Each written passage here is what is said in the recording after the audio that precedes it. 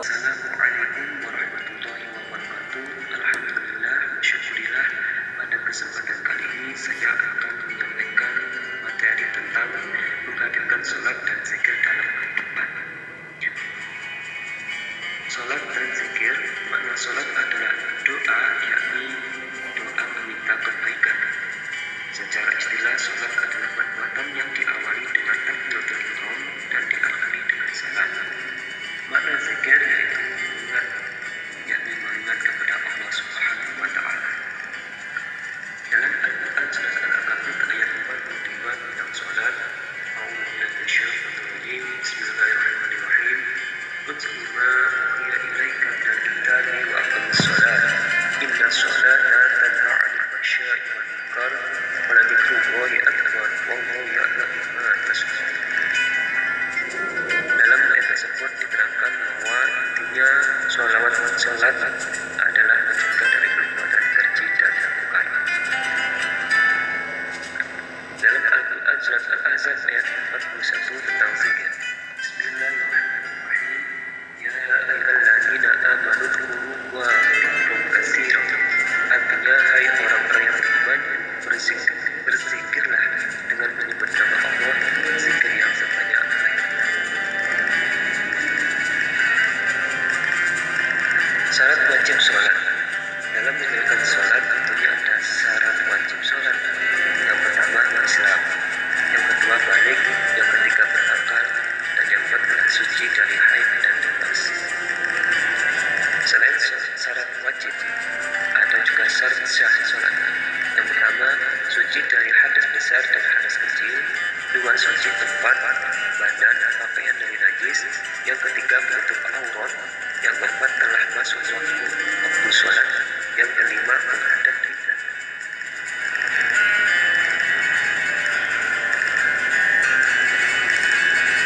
Rukun sholat. Dalam sholat ada 13 rukun, yakni niat, berdiri bagi yang mampu, takbiratul ihram, membaca Al-Fatihah, ruku dengan tumakninah, i'tidal dengan tumakninah, sujud 2 kali, duduk di antara 2 sujud dengan tumakninah, duduk akhir, membaca tasyahud akhir, membaca sholawat atas nama Muhammad SAW, kemudian menepis salam dan takbir. Hikmah melaksanakan sholat dan zikir. Banyak keutamaan sholat dan zikir, yaitu tertanamnya jiwa ketauhidan atau keimanan yang utama. Hubungan terjalin baik antara manusia dengan Tuhannya, memperoleh ketenangan jiwa, melatih disiplin, dan Allah akan mengampuni orang-orang yang taubat. Berzikir dan sholat berpahala besar. Selanjutnya, setelah kita tadi mengetahui materi-materi tentang belajar sholat dan zikir, kita sekarang membuat kuotas. Apa sih kuotas itu? Kuotas adalah biasanya kata-kata mutiara ya, kata-kata mutiara atau kata-kata yang unik. Jadi suatu kuotas itu adalah suatu kalimat atau ucapan yang berisikan pendapat atau bagaimana seseorang.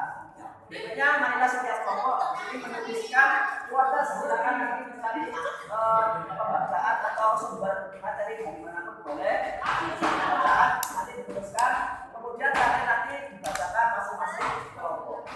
Ini saya berikan satu. Silakan mencari di apa internet boleh.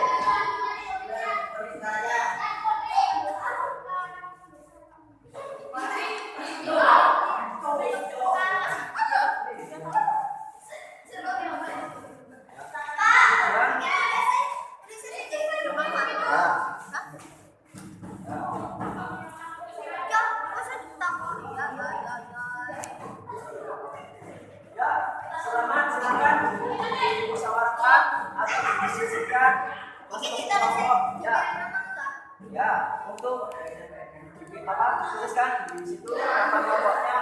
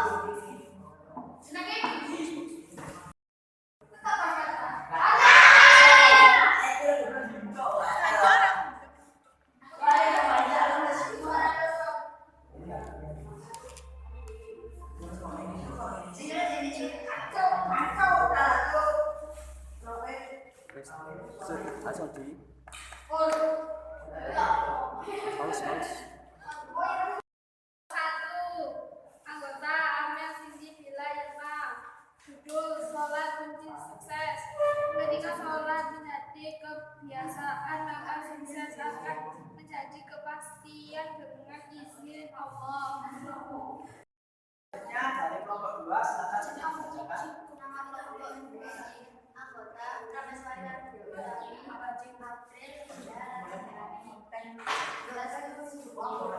Judul jangan abaikan sholat. Mengharapkan surga tetapi mengabaikan sholat ibarat menunggu kereta api di bandara. Ya bagus sekali ya. Kelompok 1, kelompok 2 bagus sekali.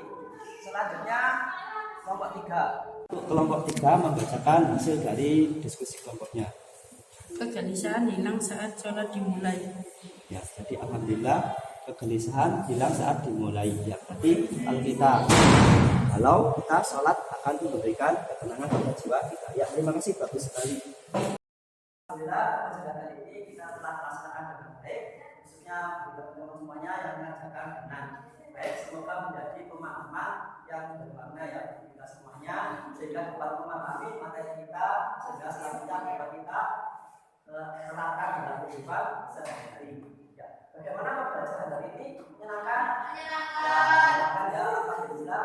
Semoga nanti kita untuk berikutnya kita tingkatkan lagi dengan lebih intensif lagi ya.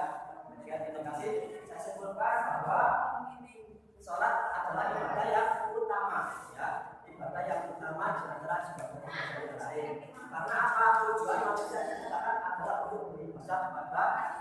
Semoga anak kita menjadi anak-anak yang soleh. Amin ya rabbal alamin. Selanjutnya pembelajaran pada hari ini. Marilah kita tutup dengan bacaan Alhamdulillah Rabbil Alamin. Kita baca bersama-sama doa walhasil bersama-sama. Bismillahirrahmanirrahim. Walhasil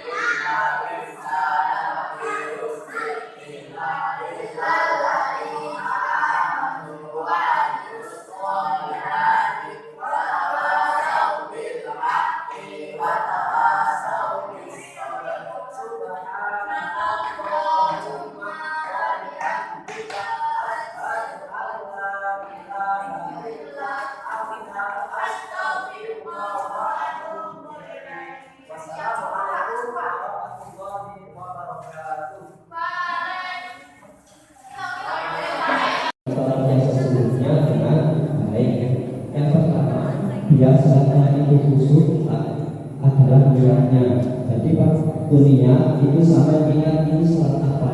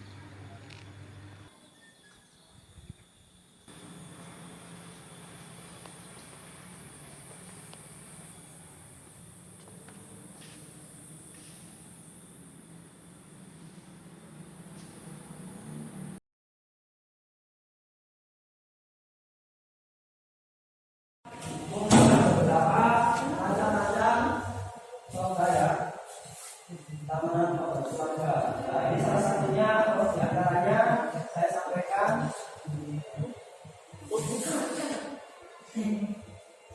tentang cara menanamnya. Nah, misalnya ini saya sampaikan pertama yang umum adalah kunyit. Nah, kunyit ini sangat banyak kita jumpai di sekitar kita. Bagaimana cara menanamnya? Cara menanamnya adalah dicampurkan tanah dengan pupuk.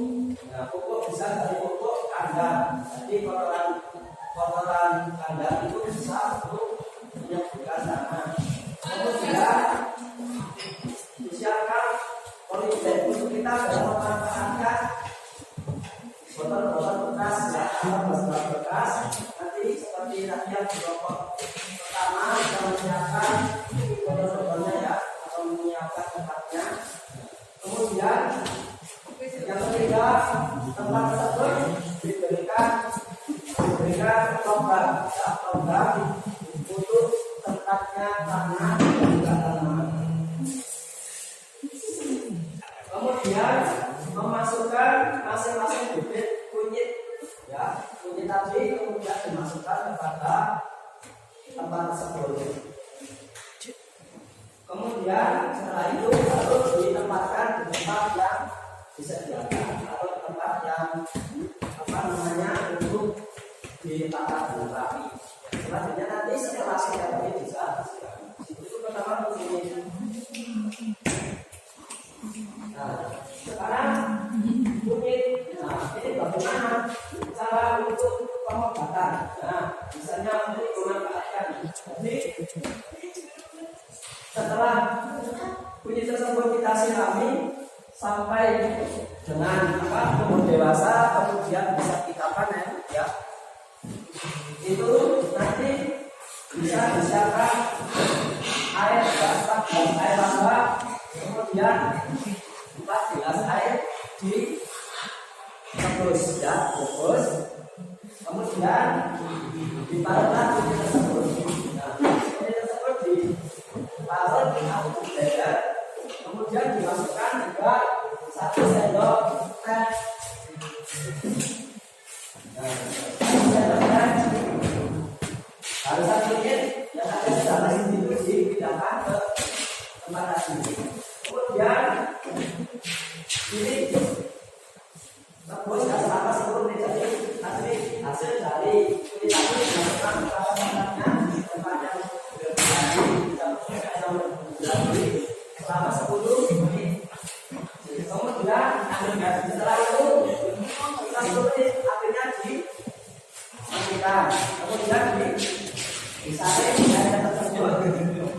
Nah, setelah itu dimasukkan jeruk atau madu dengan manis sebagai rasa dan terus menambah vitaminnya. Itu digunakan untuk madu.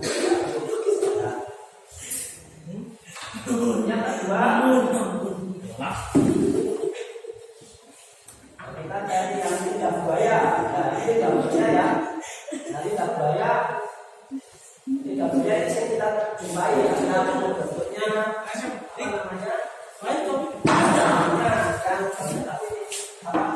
Tebal. Ini adalah untuk obat bisa untuk menyembuh luka dan juga penyembur rambut ya. Cara penanganannya juga sama, campurkan pupuk dan tanah pupuk dan tanah di politik. Ya. Caranya juga sama, campurkan pupuk humus tadi yang dari pupuk kandang, kemudian dimasukkan ke dalam pot atau wadah. Itu kita tadi menggunakan gelas atau botol yang tidak berguna ya, yang sampah tadi kita memanfaatkan.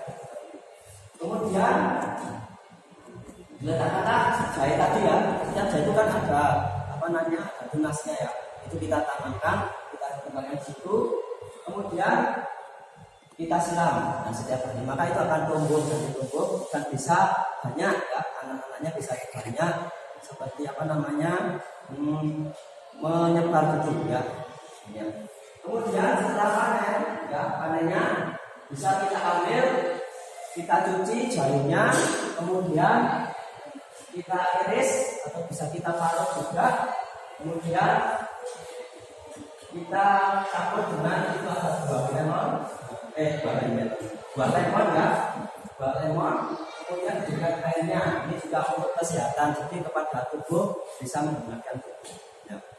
Itulah ya, jadi demikianlah beberapa tanaman yang berkhasiat yang insya Allah nanti kita akan tanam di sekolah kita supaya sebagai obat kesehatan ya, dapat kita manfaatkan. Kemudian nanti kelompok-kelompok tadi yang sudah ada ya, itu nanti kita bekerja bersama-sama ya, untuk yang menyiapkan tempatnya juga dikerjakan, menyiapkan tempatnya, untuk yang menanam kita bersama-sama, kemudian nanti kita tata bersama-sama sehingga alhamdulillah taman kita juga indah, selain itu juga bermanfaat bagi kesehatan. Oke. Demikian, ada pertanyaan? Oke, demikian pada pertemuan konseptual kali ini saya sampaikan, semoga kita semua dapat menjalankan dengan baik ya. Alhamdulillah, kita tutup kesempatan pertemuan ini dengan bacaan Alhamdulillahirabbil alamin. Demikian, terima kasih. Wassalamualaikum warahmatullahi wabarakatuh. Ya, seperti ini ya anak ya. Jadi ini adalah untuk lidah buaya ya. Hanya seperti ini. Jadi nanti kelompok yang ya kita isi dengan tanah sama pupuk kandang. Kemudian ini kita tancapkan ya, seperti ini. Nanti setelah itu kita tempatkan pada tempatnya, kita rawat dengan kita siram setiap hari. Maka nanti akan tumbuh banyak cabang. Kalau ini masih kecil ya, nanti cabangnya seperti ini akan tumbuh banyak. Nah, nanti kita memanfaatkannya nanti kita juga potong seperti ini. Nah, baru ini nanti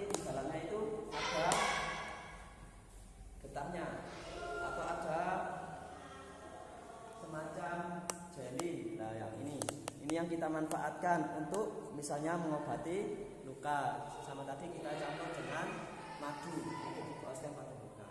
Nah, ini salah satu contohnya ya. Nah, untuk yang lain juga banyak nanti manfaatnya ya. Nah, ini salah satu contoh saja. Demikian anak-anak. Berikutnya juga ada daun pepaya ya. Nah, ini saya bawa contohnya sedikit ya. Ini juga bisa nanti kita tanam. Ini manfaatnya selain daunnya juga nanti buahnya. Buahnya berwarna mengandung vitamin A ya. Kemudian untuk daunnya ini manfaatnya ya bisa sebagai sayur ya untuk menyembuhkan penyakit asam urat. Jadi semuanya manfaat. Inilah apa namanya ciptaan Allah ya, semuanya pasti bermanfaat termasuk ini toga, tanaman obat keluarga. Kita melanjutkan kemarin sudah kita dalam tahap pengenalan, sekarang adalah kontekstual ya. Kemarin saya sampaikan tentang beberapa tanaman toga ya, serta khasiatnya. Nanti untuk yang dalam hati ya tentang tanaman apa yang akan kita lakukan. Sebelumnya pertama nanti kita saya bentuk kelompok dulu ya untuk supaya dapat mengumpulkan anak ya. Oke, untuk pertama dua.